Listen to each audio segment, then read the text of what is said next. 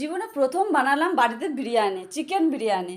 তো প্রথমবার ট্রাই করলে কেমন হয় সেটাই আমি তোমাদের সাথে শেয়ার করবো, আর টেস্টও কেমন হয়েছিল সেটাও শেয়ার করবো। তো তোমরা ভিডিওটা স্কিপ না করে পুরোটা দেখো।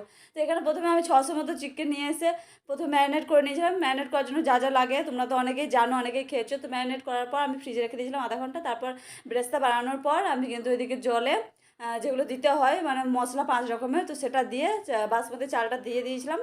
আর বাসমতি চালটা কিন্তু আগে থেকে আমি ভিজিয়ে রেখেছিলাম। আর লেবুর রসটা দেওয়া ইম্পর্টেন্ট এই কারণে যাতে চালটা বেশি হয়ে না যায় বা কম হয়ে না যায় বা ভেঙে না যায়, সেই কারণেই দেওয়া। আর বিরিয়ানিটা কেমন হয়েছিল চলো সেটাই তোমাদের বলি। বিরিয়ানিটা সত্যি খুবই ভালো হয়েছিল খেতে। বাড়িতে বানানোটা যেমন হয় হেলদি অ্যান্ড টেস্টি, আর কেনা হলে কিন্তু হেলদি হয় না, কারণ কেনাতে ভীষণই তেলের পরিমাণটা অনেকটাই থাকে। যাদের স্পেশালি কোলেস্টেরল থাকে তাদের পক্ষে কিন্তু এটা একদমই খাওয়া উচিত নয়। তবে বাড়ির বানানো বিরিয়ানি কিন্তু তারা খেতেই পারে। আর তোমরাও কিন্তু বাড়ির বানানো খাবারটাই খাওয়ার চেষ্টা করো, বাইরেরটা অ্যাভয়েড।